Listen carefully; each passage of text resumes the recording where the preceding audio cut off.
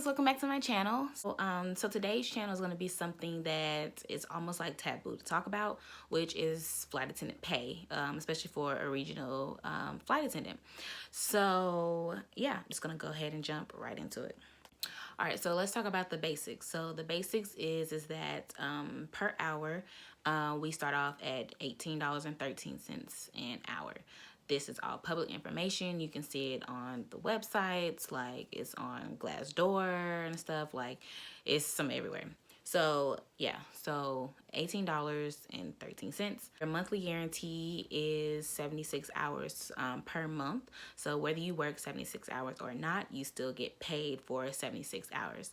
So today is, I don't know what today is, but today is November. I mean, the month is November. So I started flying in August. And since I started flying, I've broken guarantee once, and that was in October. So what I'm going to do is I'm going to go over September's pay stub, as far as like how much I was paid, how much I had in per diem, just to kind of give you guys an idea of what you might get paid, or what you might be working, or just to kind of give you more of like an inside on like the pay. And then I'm also going to go over October's pay stub, just so you guys can see what it's like when you actually break guarantee. So I film on my iPhone, so I am using my eFAD to look up this information. So I'm looking at the pay stub for September. So for the first 2 weeks in September, it says that I was assigned 27 hours and 37 minutes. And then it says the processed credit for the first 2 weeks of September was 39 hours and 5 minutes. My per diem for the first 2 weeks of September was $153.56. So the per diem amount rate that we get paid is $1.95. So every hour that you're away from base, which my base is Chicago, so every hour that I'm away from base and I'm working, I get paid $1.95, no matter what I'm doing. So yeah, and if you're at base, you still get paid like a per diem. However, that per diem is taxable. But when you're away from base, the per diem that you get from that isn't taxable. So it's tax-free money. All right, so I got holiday pay, which was 4 hours and 45 minutes. Okay, so the second half of September, the last 2 weeks, I was assigned 47 hours and 12 minutes. And then, however, only 42 hours and 7 minutes was processed. So what usually happens is that, of course, you get assigned like a trip or something like that.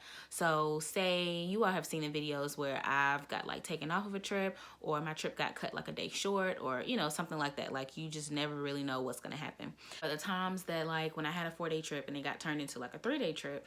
So what happened with that was technically I was assigned the hours for a 4-day trip. However, since I didn't work the full 4-day trip, I only worked 3 days of that trip. Therefore, only 3 days is going to get processed. So that's the difference between processed credit and assigned credit. All right, so like I said, for the last 2 weeks of September, assigned credit was 47 hours and 12 minutes. Processed credit was 42 hours and 7 minutes. Per diem for the second 2 weeks was $283.56. And then there was no holiday pay. So in September, we had Labor Day. So, of course, you know, you get holiday pay for that. But the second 2 weeks, of course, there was no holiday. So, therefore, we didn't get any holiday pay. So, in total, it says I had 81 hours and 12 minutes of processed credit for the month of September. And then the per diem for the entire month was $437.12. And then the holiday pay, of course, you know, was 4 hours, 45 minutes. Okay, so however, with the processed credit, you know, that's holiday pay doesn't help you break guarantee. So therefore, I didn't break guarantee for the month, even though the 81 hours is over 76 guaranteed hours. So anyways, so yeah, so that is September. All right, so my net pay was $695.55. And then my deductions. Okay, so my earnings was $886.95 total. However, my deductions were $121.11, and then taxes was $70.29. So my net ended up being $695.55. Yeah, so of course I paid for insurance. So of course I have medical, dental, vision, all of that coming out of my check. And then also too, we have the option to sign up for an HSA account. An HSA account is a health savings account. So if any company, whether you're a flight attendant or not, if your company offers an HSA account, sign up for it. Like, sign up for it ASAP. So pretty much what it is with an HSA account, it's a write-off. So whenever you put money into your HSA account, it's a write-off for you at the end of the year, so therefore you don't have to pay as much taxes. So, and all it is just a savings account for health expenses, any health expenses that may arise. So you can use them for like prescriptions or just anything health related you can use it for. So me personally, I have, of course I set up the HSA account immediately. And they give you like a nice little debit card or whatever, so you use it just like a debit card. However, it is specifically for medical stuff only. You can't just be out here just spending it on whatever. So, so me personally, I have $50 per pay period, so $100 a month going into my HSA account.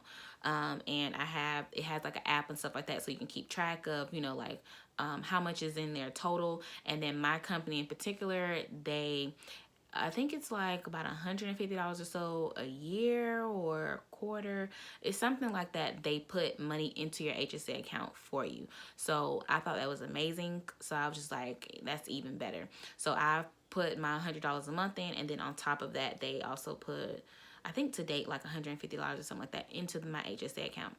So anyway, so yeah, if you don't have an HSA account, you definitely need to get one ASAP. I remember I tried to like look up and get one before I even got this job.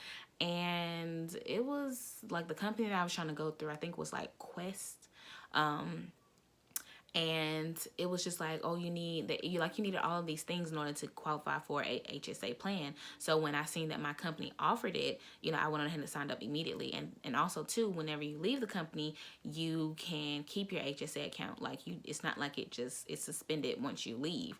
So that's what I loved about it, because you can take it with you. So that's something you also need to look into too. So if your company does offer an HSA account, make sure that you can take the HSA account with you when you leave, or if you ever leave the company. So, because you just never know what could happen. You may get a promotion at, with a better company or something. You might end up getting laid off. Like, you just never know. So always be sure that you can at least take it with you if your company does offer it. Yeah, so that was September. Okay, so now for October. Okay, so let me just go over, since I'm already on this page. It is the payroll page. My total earnings was $977.50. And then my net for the month was $786.84. The deductions, of course, were the same, $121.11. And then the taxes were about the same. They were $69.55. Yeah. So then the second half of October, my earnings was $928.02. And then the net was $723.39. The deductions were the same. They were $121.11. And then the taxes for that one was $83.52. Okay, so what I didn't mention was that so you get paid, of course, after you work. So those 2 weeks that I just went over in October, I realized, were for the last 2 weeks of September. You get paid on the first part of October, and then the first 2 weeks of October you get paid in the last part of October, and then the last 2 weeks of October you get paid on the first part of November. So what I'm going to do is I'm going to also go over the pay for the first 2 weeks of November, because that I got paid for that money came from the last 2 weeks of October, which, like I said, is when I broke guarantee. So that check for the first week of October, my earnings was $1,268.68. And then my net was $975.07. And the deductions were $157.71. And then the taxes were $135.90.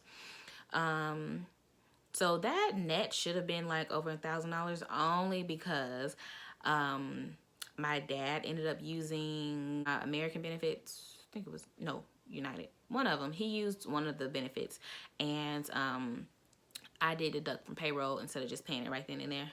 So that's what the 36.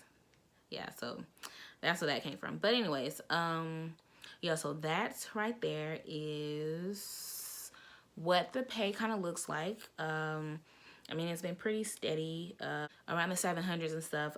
So the lowest one was pretty much the first week of September, and that was like almost $700. But for the most part, they're usually around the 700s or whatever. But usually around the holidays, they say that, you know, like you start to break guarantee and stuff because, you know, flying picks up and stuff, and then too it's winter, so sometimes you have to just wait a lot on the tarmac and, you know, de-ice and like all this stuff, so you tend to like break guarantee a lot.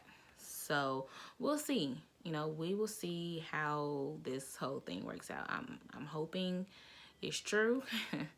So we will see, because when I broke guarantee, that was a nice little chunk compared to what I've been getting. I'll put it like that. Yeah, so now I'm gonna go over the hours really quickly. So for the first half of October, I was assigned 43 hours and 26 minutes, and 43 hours and 26 minutes was processed.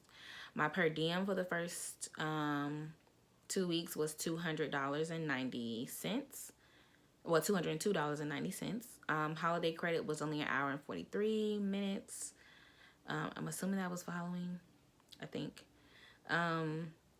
And then the second half of October, the assigned credit was $46 hours and 53 minutes. And then the processed credit was 49 hours and 8 minutes. The per diem was $274.51. So the per diem was $274.51.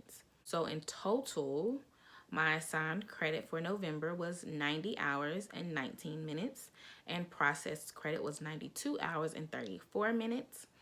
Per diem in total was $477.41.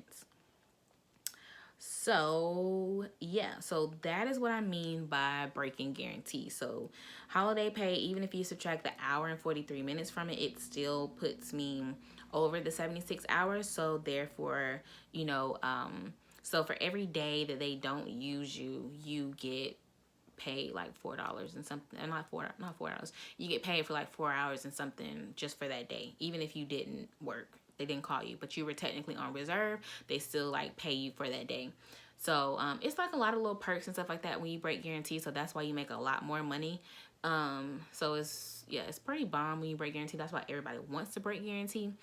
So yeah, and then it's like every hour over, I think it's 87 hours, you get an extra $5 of pay. Yeah, you get like an extra $5 of pay added on to what you're already getting paid. So I thought that was pretty bomb too. So yeah, so that was just a quick run through about like pay and stuff like that, and kind of how it's broken down. I know like some people are just like, oh, I don't understand the pay or whatever, because like technically we get paid when the cabin door closes. So that is when our hourly pay technically starts, and any other time when we're technically on duty, we're just getting paid our per diem. So there is some money to be made. Don't freak out. You know, if you were wondering like, oh my God, what did they get paid? They're not getting paid anything. Like you get paid, you know, okay amount, especially, you know, with you being regional. I don't recommend like coming into this career with like a bunch of bills or a bunch of debt, only because, especially being like a regional flight attendant, because the pay isn't that great. So me personally, it's just me. I have no kids or anything like that. And so pretty much I just pay rent for my crash pad, and then I also come home, you know, in between time whenever I can. And yeah, live in hotels a lot. So you know, like I don't really have many bills at all. Like maybe like cell phone bill, and I have a storage bill from my stuff that's in Montgomery, where I went to undergrad at. I guess like a credit card. I mean, I have like a credit card for like emergency purposes and stuff like that. Like that whole Alaska catastrophe, that was like an emergency. So just like little things like that I have, like, but for the most part, I don't really have like any major bills. My car, it was a gift, so therefore I don't have that payment or anything. Yeah, for the most part, like my bills are at a all-time minimum, and I like it that way.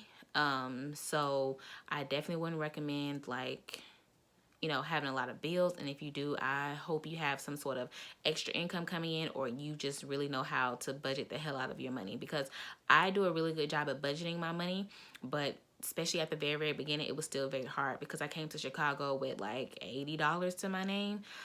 I mean, I had not too long graduated from school, so I didn't have a job. And then, you know, I was looking for a job. And I finally got the job or whatever. You know, like you get paid a little bit in training, which is fine. But, you know, it still just, it almost wasn't enough for me to even like pay for a crash pad when I got to Chicago. So after I paid for my crash pad, I literally had $80. I hope you guys really enjoyed this video. I've been wanting to make this video for a minute now, and I just was like hoping to at least break guarantee one time so that I can at least give you guys that guarantee, like show you like what that looks like when you actually break. So yeah, so I hope this video was very informative, and I'll see you guys in my next video. Bye.